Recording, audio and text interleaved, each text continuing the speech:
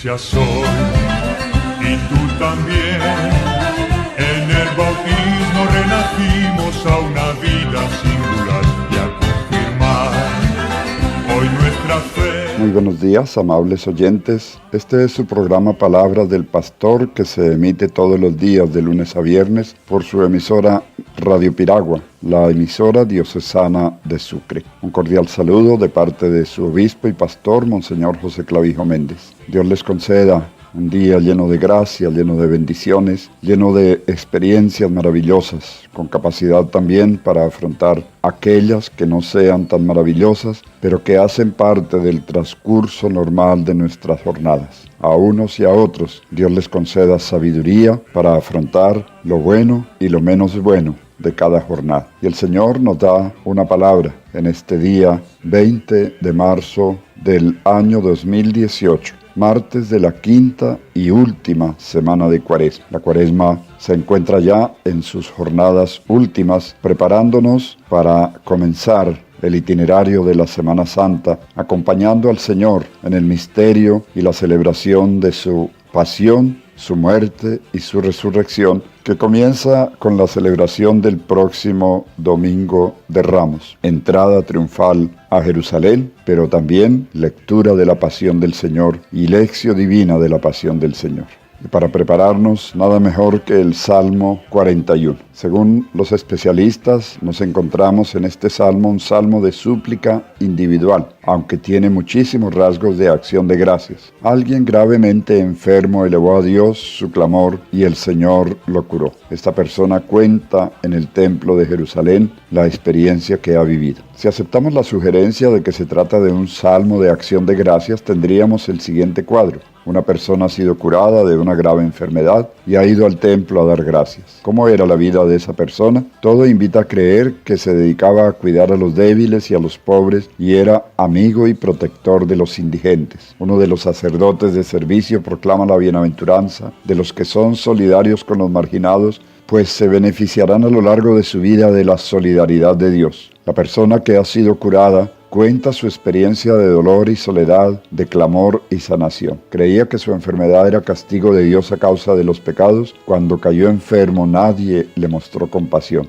Los enemigos esperaban con ansia su muerte, pues acabarse el nombre de uno significa morir sin haber engendrado hijos. Esta persona experimentó la más profunda de las soledades y el mayor de los abandonos. Los amigos que lo visitaban hacían previsiones trágicas, no con tristeza, sino hasta con satisfacción. Esas personas ya de hecho habían matado al enfermo con sus palabras y sus sentimientos. Al margen de la enfermedad, lo que más le dolía a esta persona era la traición de sus amigos, los que compartían su pan. Por eso al salmista, sin amigos y lleno de enemigos, no le queda más que Dios al que clama con todas sus fuerzas. Le pide que le devuelva la salud para poder darle su merecido a sus enemigos. Y el Señor lo escuchó, conservándolo íntegro, devolviéndole la salud. Qué bello salmo también para acordarnos de la gratitud. San Pablo incluye en la lista de pecados la ingratitud. Un cristiano nunca debería ser un ingrato, siempre agradecido, especialmente con Dios, pero con aquellos que en nombre de Dios y por actos de bondad igualmente se portan bien y nos hacen favores sin merecerlos. Gratitud, una palabra bastante olvidada y bastante poco trajinada. Con actitud de gratitud en el corazón, acordándonos de cuando hemos estado enfermos y hemos encontrado quien se compadezca de nosotros y que en nombre de Dios nos ha hecho recordar la bondad y la misericordia, es el momento de darle gracias a Dios por la salud, pero también de solidarizarnos con los enfermos, ser más cuidadosos en atenderlos, en estar pendientes de su enfermedad, en visitarlos y hacernos solidarios de las familias de los enfermos. Y la carta de Tito afirma que Jesús es la manifestación de la gracia de Dios para salvación de toda la humanidad. Dicho de otro modo, en Jesús se ha manifestado el amor fiel de Dios. Todas sus acciones y en especial sus milagros, muchos de ellos signos que devolvieron la salud a los enfermos, son la respuesta al clamor de la humanidad. Reconozcamos, mientras oramos, en Jesús esa presencia fiel de Dios. Salmo 41. Del maestro del coro, Salmo de David. Dichoso el que cuida del pobre y del débil. El Señor lo salva el día de la desgracia. El Señor lo guarda y lo mantiene en vida, para que sea dichoso en la tierra, y no lo entrega al capricho de sus enemigos. El Señor lo sostiene en el lecho del dolor, le mulle la cama en que convalece. Yo decía, Señor, ten piedad de mí, sáname porque he pecado contra ti. Mis enemigos hablan mal de mí, a ver si se muere y se acaba su nombre. Cuando alguien me visita habla con fingimiento, llena su corazón de maldad y al salir es de lo que habla. Los que me odian murmuran juntos contra mí y a mi lado comentan mi desgracia. Sobre él ha caído una peste del infierno, está acostado, ya no se va a levantar. Incluso mi amigo en quien yo confiaba y que compartía mi pan es el primero en traicionarme. Pero tú, Señor, ten piedad de mí. Haz que pueda levantarme y que les dé su merecido. En esto reconozco que me amas, en que mi enemigo no triunfa de mí. A mí, en cambio, me conservas íntegro y me mantienes siempre en tu presencia. Bendito el Señor, Dios de Israel, ahora y por siempre. Amén. Amén.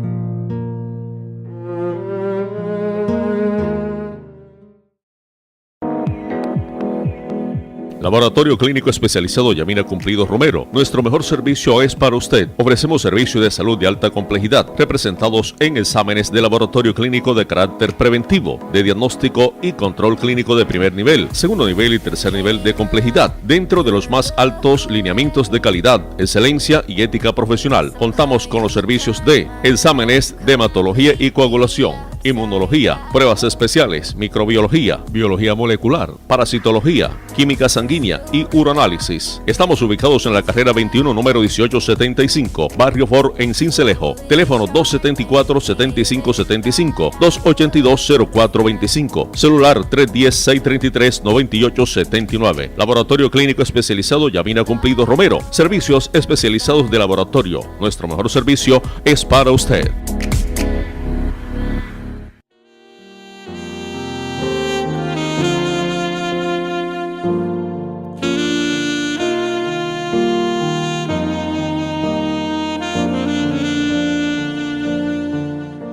Creo en la Santa Iglesia Católica y Apostólica. Hoy nos vamos a referir a las otras dos características que en el credo y en la profesión de fe le damos a la Iglesia. La Iglesia es católica, la Iglesia es apostólica.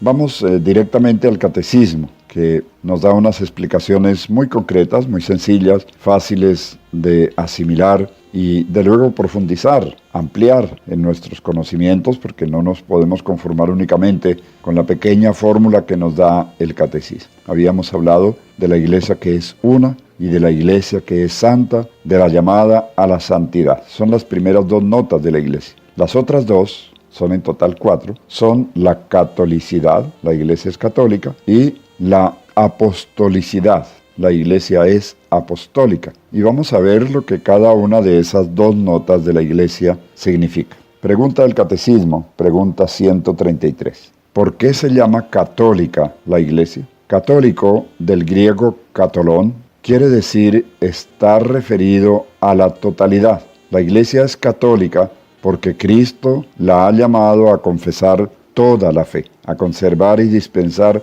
todos los sacramentos y a anunciar a todos la buena noticia entera, toda. Y finalmente el Señor la ha enviado a todos los pueblos. Y aquí el sentido de totalidad. La palabra católico o la palabra catolicidad también se refieren a la universalidad. Por eso hablamos de la Iglesia universal. Hemos creado históricamente una especie de error de comprensión, especialmente cuando utilizamos la expresión católico o católica referida a la Iglesia para distinguirla de la Iglesia ortodoxa o de las iglesias evangélicas o reformadas, dándole al resto de iglesia, que no es ni ortodoxa ni evangélica, el título de católica.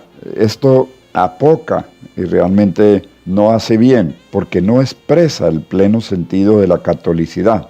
Aquí en este caso, catolicidad, como nos lo dice el catecismo, se refiere a totalidad, toda la fe, todos los sacramentos, anunciar a todos, enviar a todos y entregar todo. Esto es importante. Y en cuanto al sentido de universalidad, pues no se refiere a que la Iglesia abarque a todo el universo o a toda la humanidad. En este caso sí no. La universalidad se refiere ante todo aquello que leemos en el libro del Apocalipsis, una gran muchedumbre de todo pueblo, lengua y nación. Y aquí expresada en términos del libro del Apocalipsis, la catolicidad. Una gran muchedumbre, no todos, pero sí una gran muchedumbre, pero esa gran muchedumbre representa a todos los pueblos, todas las lenguas, todas las culturas, todas las formas de expresión que hay en el mundo. Y es que la Iglesia reúne, en este caso, la Iglesia. Por el contrario, por ejemplo, del Islam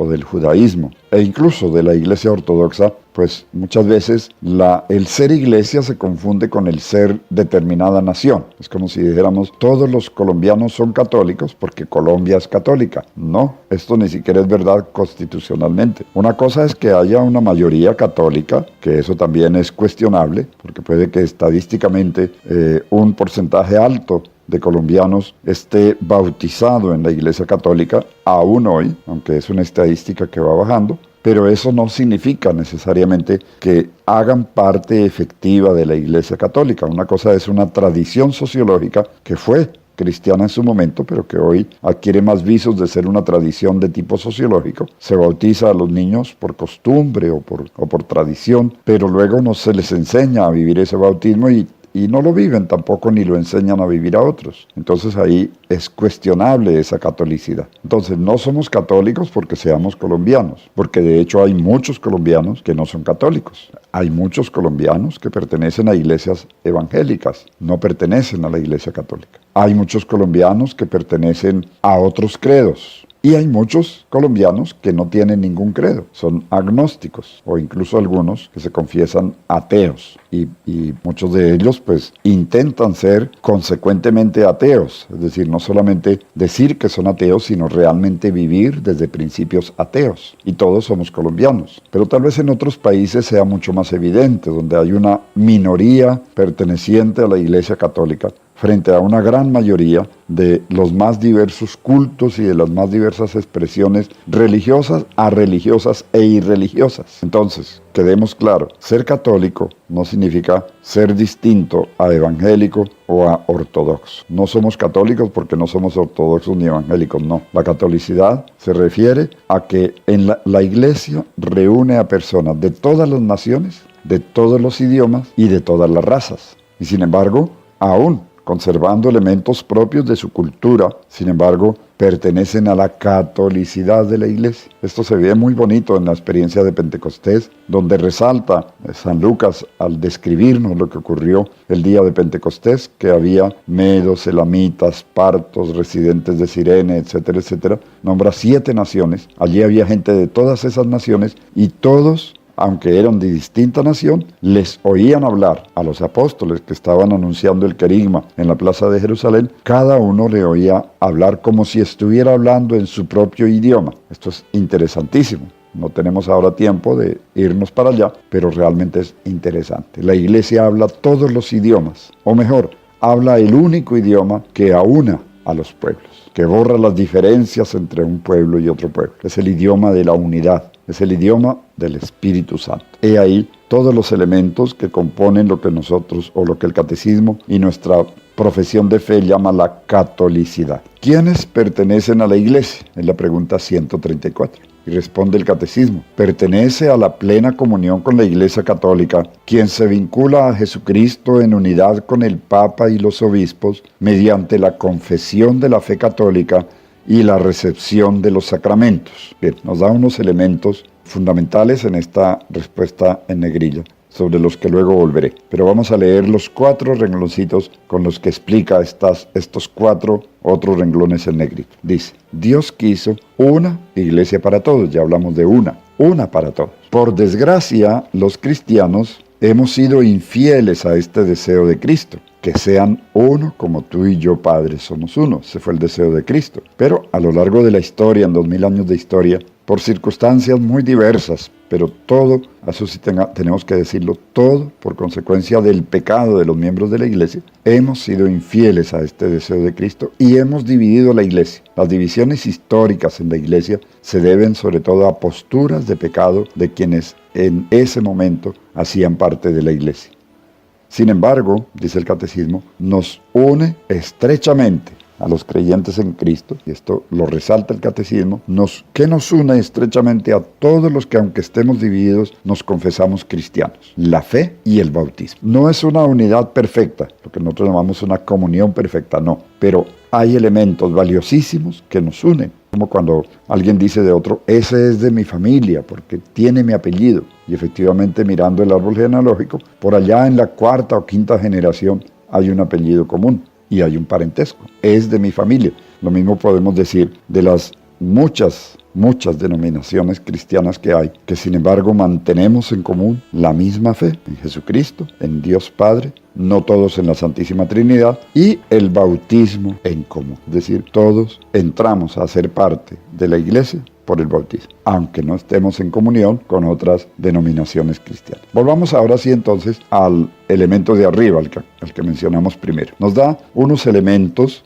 de identidad para que uno pueda reconocer a otro como católico u otro me pueda reconocer a mí como católico. Primero, un vínculo con Jesucristo. Entonces, hace parte de la Iglesia Católica quien está unido a Jesucristo. Pero además de estar unido a Jesucristo, porque ya dijimos que las demás denominaciones también están unidas a Jesucristo, inmediatamente nos da otro elemento, en unidad con el Papa y los obispos.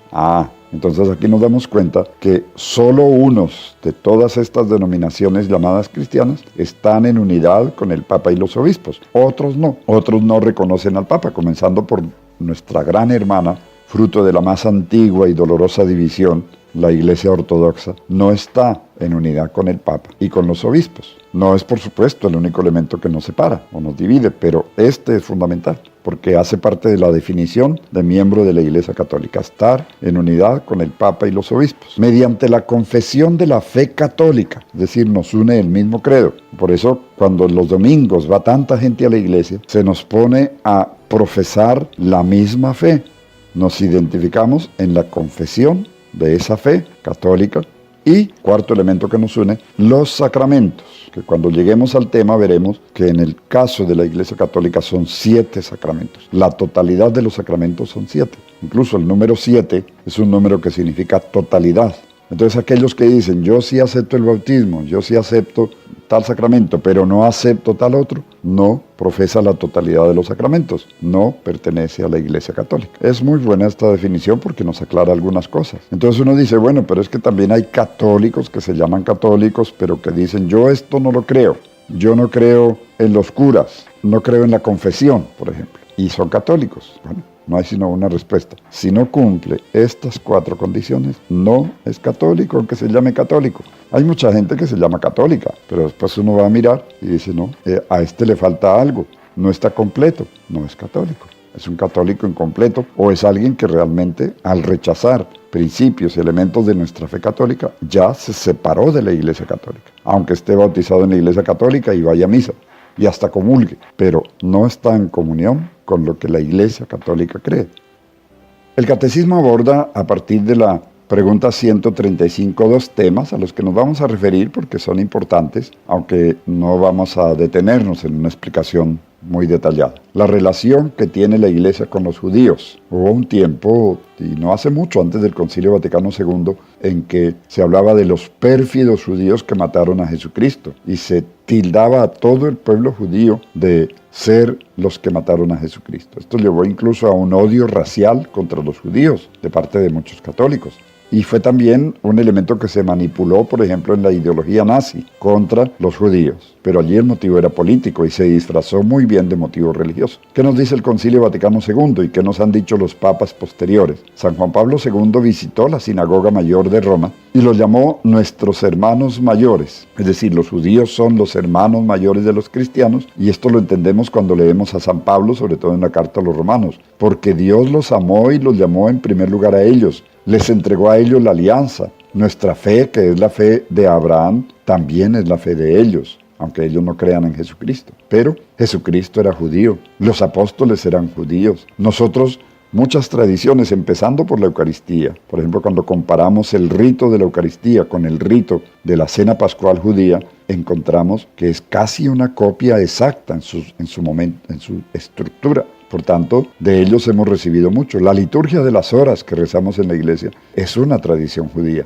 El canto de los salmos es una tradición judía. Entonces hay muchos elementos que recibimos del pueblo judío que nos parecen que son católicos, pero que vienen desde allá. Por eso son nuestros hermanos mayores. Además, ellos nos dejaron el Antiguo Testamento, los 5 primeros libros de la Biblia y los libros históricos y los profetas, pues hacen parte de esa herencia que la iglesia desde sus orígenes asumió como palabra de Dios y llamó el Antiguo Testamento. Es la Biblia judía, la hemos recibido de ellos. De modo que hay una gran unidad en la visión del hombre, la antropología que podemos llamar judeocristiana, que es, por ejemplo, la que encontramos en San Pablo. Y una ética marcada por los 10 mandamientos es el fundamento de las democracias occidentales. Es vergonzoso que los cristianos durante muchos siglos no hayan querido admitir este parentesco, dice el catecismo, y con justificaciones pseudoideológicas haya contribuido muchos cristianos a fomentar el odio hacia los judíos. Esto ha tenido efectos mortales. Pensemos en la Segunda Guerra Mundial. Terrible. En el jubileo del año 2000, el Santo Papa San Juan Pablo II pidió perdón a los judíos por este olvido tan lamentable de la Iglesia. El Concilio Vaticano II nos deja claro que no se debe imputar a los judíos como pueblo ninguna culpa colectiva en la muerte de Jesús.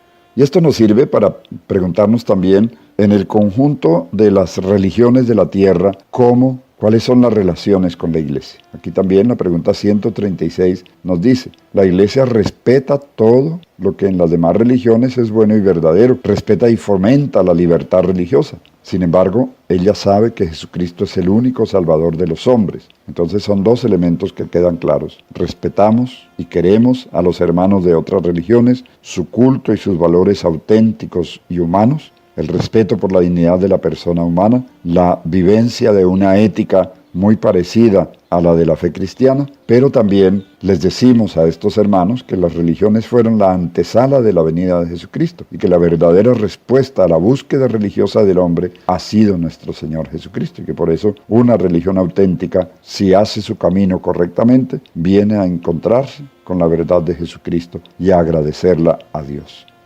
Muy importante esto, buenas relaciones con las demás religiones y necesidad de evangelizarlas para que conozcan el Evangelio y conociendo a Jesucristo se admiren y acojan el mensaje de Jesucristo. Esta es la pregunta 136.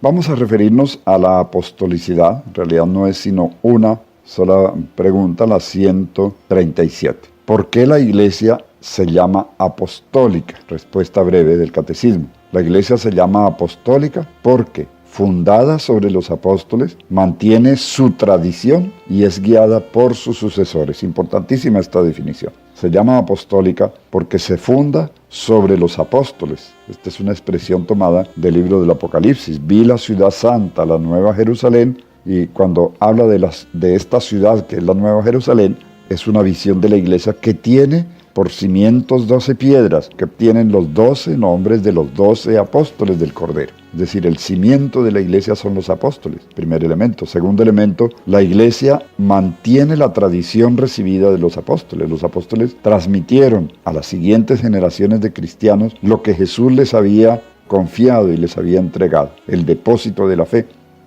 Y entonces, esa tradición que profesamos como fe viene de los apóstoles, es apostólica. Nos basamos en lo que los apóstoles transmitieron y enseñaron. Y la Iglesia sigue siendo guiada por los apóstoles en la persona de sus sucesores, que son los obispos. Jesús llamó apóstoles a sus más estrechos colaboradores. Ellos fueron sus testigos oculares, sus hombres de confianza. Después de la resurrección se les apareció en varias ocasiones, les concedió el Espíritu Santo y los envió como sus mensajeros autorizados por todo el mundo. En la iglesia primitiva eran los garantes de la unidad. Su misión y poder los transmitieron mediante la imposición de las manos a sus sucesores. Así se hace hasta hoy. Este proceso se denomina sucesión apostólica. Continuaremos en el próximo programa con algunas explicaciones diversas que amplían estos elementos fundamentales y esenciales de la Iglesia que el Catecismo nos ha enseñado.